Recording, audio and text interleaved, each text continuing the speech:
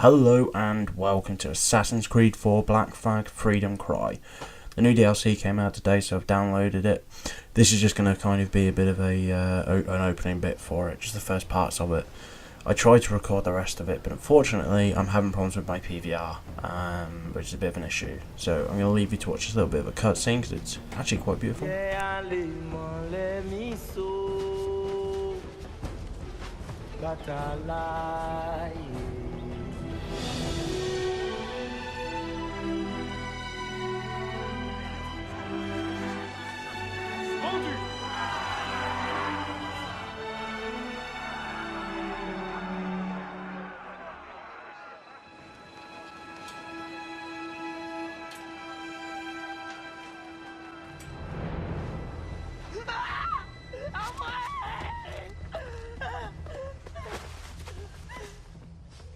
Saleterie! Non! Ça te coûtera une oreille! Okay then, so as you can see, quite a bit of a setup, kind of gives you an idea of what this is going to be about. So obviously you play this geezer. I'm not going to try and pronounce his name because I'll be insulting, but he obviously was your quartermaster in the main game, and I thought he was quite a good character, underplayed obviously in the respect of he wasn't in it much. This is why obviously this is what they wanted to do with him. So obviously he is an escaped slave, he was born into it, and it plays quite a lot into him. Now as you can see, I'm not very used to the game at this point. I haven't played it in a while, so I'm starting to get used to it again here.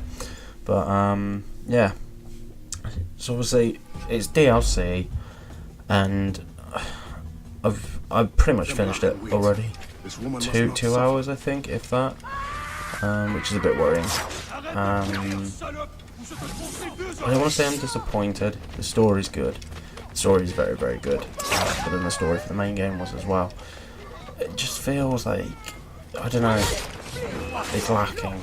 A lot of it feels like it's borrowed. I mean, the combat is different now. Obviously, you're limited with what you have. Later on, you do get a blunderbuss, and you can only ever use one blade. And the blunderbuss is good.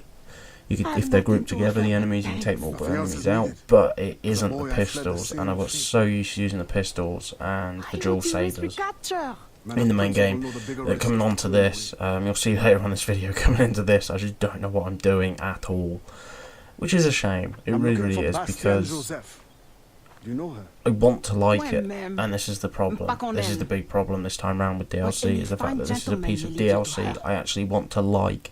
Too late for this one. And I do for its story, but its gameplay just isn't there for me. The ship's exactly the same, so of course that's awesome. You do get a different ship. Not going to ruin it. I left out the first part of the actual story part to this, where you do start on the ship and you do start on the jackdaw. So yeah, look forward to that bit when you see that, if you get it. But I don't know, it just, everything feels a bit too samey. He doesn't feel like a different character to me. His combat's different, yes, but he walks the same, he runs the same, and I feel like maybe they could have done something a bit different. I feel like he's much more heavier set. He's much more commanding character on screen, so I feel that he maybe should have just felt heavier to use. But he is an assassin, so I suppose he should be the same, kind of. I don't know. But as you can see, obviously, when it comes to your upgrades to your weapons and everything now, it's liberating slaves. You'll see me liberate some in a minute. The one thing you're going to notice from my gameplay, by the way, is I play very, very aggressively. I'm not a silent assassin. I play it very, very aggressively. Though I am the complete opposite when I play Splinter Cell. I prefer playing Splinter Cell as a ghost. Same with Ghost Recon, actually. I much prefer a stealth approach than a Fallen Assault, so I don't know, I just feel that when I'm an assassin, I'm just like this intimidating character. I have to just go through and destroy people. So I suppose in some respects, that might have been what I feel so disappointed about. It's the fact that this guy has a big effing machete, and he just doesn't feel that threatening with it. He feels that he's a bit eloquent, almost. I mean, it looks aggressive, don't get me wrong, but I'm going to move on from that. What I will say is this is some of the best DLC I have played. It's not the best, but it is some of the best. It is some of the ones that's actually worth the money. Now, I bought the season pass when I got the game. I got halfway through the game and decided I was going to get the season pass because The game was phenomenal for me. I haven't liked a Creed game since number 2, to be honest. I liked 2 up until about 12 and a half hours in. It crashed and corrupted my save, and I couldn't be asked to redo all of it. I've learnt from that. I now have multiple saves for games. But I haven't played one since. I played a little bit of 3 at a mate's house, and I enjoyed the hunting side of it. But I don't know. I just didn't enjoy it. But I bought 4 purely because of the pirates, and I've loved it. I really, really have. I can't wait to see a true next-gen one. A lot of people are saying that Watch Dogs is going to be the true next-gen, but it's still cross-gen. So we will see. We will see with that one. That's a whole other ball game. But yeah, I mean, getting into it, you know, the naval combat's still there. It's a bit odd. Now, there's more ships. There's certain ships, though, that you can't even attack. Now, those are the slave ships. Now, there's usually around about 90 slaves on a slave ship. If you attack it, you kill them off, and obviously you don't liberate them. At the end of the day, you're there to liberate them. So you have to kill the people, the other ships that are around it, so escorting it, kill them off, and then you can go from there with it. But you still accidentally hit it every now and again. You won't see any of that in this video, unfortunately. Like I say, I'm having problems with the PVR. But it's still the naval combat. It's still pretty fun, I suppose. It gives it that little bit of an edge in that respect. So that's one new thing I like, for definite. Now, it really lets me down. There's no upgrades to armor or anything like that. As you can see, he doesn't really wear any. So you have quite limited health, whereas obviously when you played as Edward, you could upgrade it, and I think pretty much double that with Edward, if I remember rightly, with like the white shark bone armor and things like that. So, you know, bit of a letdown there. There isn't the upgrade options. But hey ho, like I said, the story's good so far. I can't wait to see the ending. I'm hoping there's going to be some hints as to what happened to Edward. I'm not going to give you any spoilers towards that, because obviously that spoils the main game and some people won't have played that yet. I'm hoping to find out a little bit more as to what happened. Arrête-toi! Oui, toi! Ramenez-moi cet esclave! Il ira nulle part!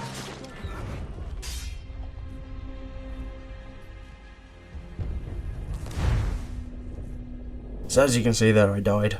I was still working in aggressive mode. Now what I do like about this game is the fact it goes, right, okay, so you've just failed this part, let me put you on the actual path you should have taken. So as you can see now, it just sends me straight up here. Now, I'm criticising it a bit heavily, I think, to be fair. Like I say, I'm about 2 hours in, and I've started to get a little bit better with him. It's just fighting those reflexes from the beginning. I've got used to having 4 pistols. I jump onto the deck of the ship, 4 pistols out, take out 4 guys, and then double sabers. I'm killing everybody, kind of thing. And I've got used to that combat, and this is just completely different. So essentially, in some respects, I suppose, yes, you could class it as a new game, but it isn't there yet. It really isn't there yet. It does justify existing as DLC does. It isn't costumes, it isn't just characters for a multiplayer or anything like that. It is new content. So in that respect, I congratulate it. I really, really do, because it's hard to find anything that does that these days, especially with DLC. DLC's just been going downhill greatly. Xbox Live have a sale on at the moment, for example, and I finally got around to getting Ultimate Marvel vs. Capcom 3. I loved Marvel vs. Capcom 3. I've wanted Ultimate since I played it on the Vita, and it's like £4 at the moment. So if we could screw it, I'll pick it up. I've got some spare money on my Microsoft account. And then I looked at the costume packs, and I think there's like 20 costume packs for it. Now that's pointless DLC in my eyes. It really, really is. Whereas this, you know, it does add quite a lot. It's a meaty download. It's 1.5 gig to download it. So yeah, there's a bit of content, I suppose. So versus other DLC, worth the money is what I'm trying to say. Now this felt new to me. It was quite nice. This little section just being in the bar and sneaking around. I say bar, it's brothel, let's be honest. Sneaking around in the bar and just generally listening in. Like, this felt like a snooping mission should be. Some of the missions with all the Assassin's Creed, when you have to listen in on these things, it always feels odd.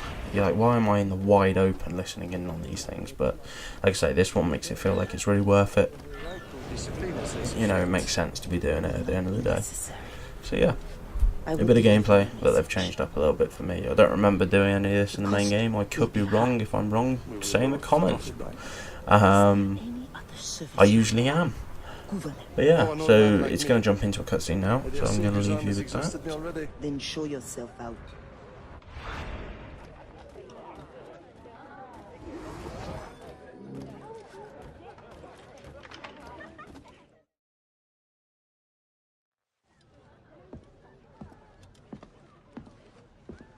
Madame Joseph.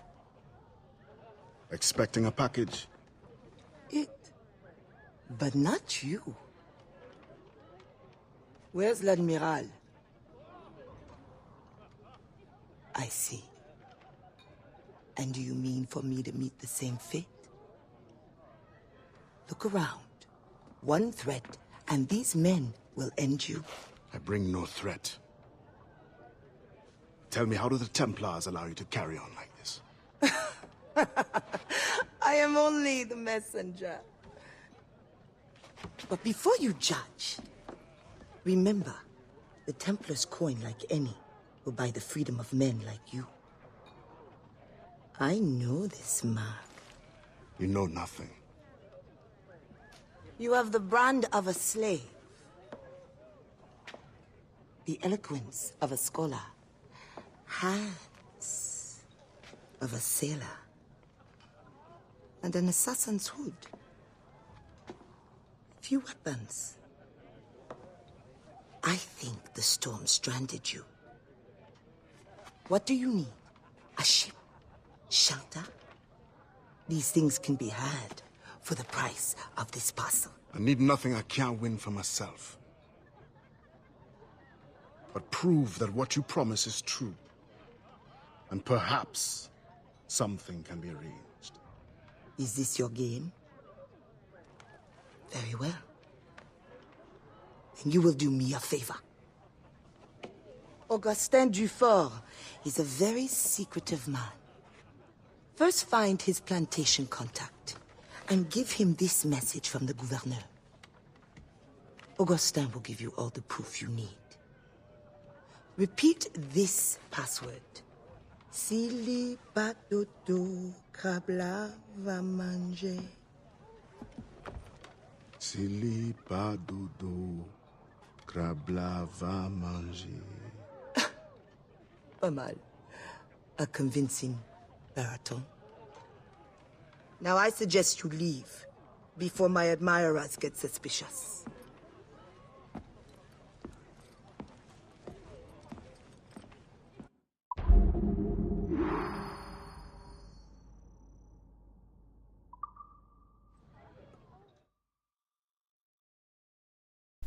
There we go. There's a bit more of a concentration in this story about the Templars versus the Assassins and that conflict, so for the purists out there, the story is definitely going to be interesting for you. I know there was a lot of complaints about Creed 4's story, concentrating more on Kenway's greed and that urge for money, and that redemption, I suppose. And a lot of people complained about it. I enjoyed it, it was still a bloody good story, so there were no complaints from me, but I can understand die-hard fans complaining about it. You're about to see me fail miserably at combat. Like I say, I wasn't used to it at this point. I've got better. Hopefully I can get some of that later stuff done as well. Like I say, I was recording for about 2 hours on and off, and like I say, then found out that pretty much this is the only footage that survived. There's a little bit that's about an hour after this, but I didn't see the point of including it at the moment. Maybe later on, when I've got the PBR sorted, I'll do a little bit more ship combat so you guys can see that. That's probably something I will end up getting up to, because ship combat is really, really good, like I was saying. But anyway guys, that's it for this video. I hope you've enjoyed it. If you have, please like and subscribe, and I shall say good day to you.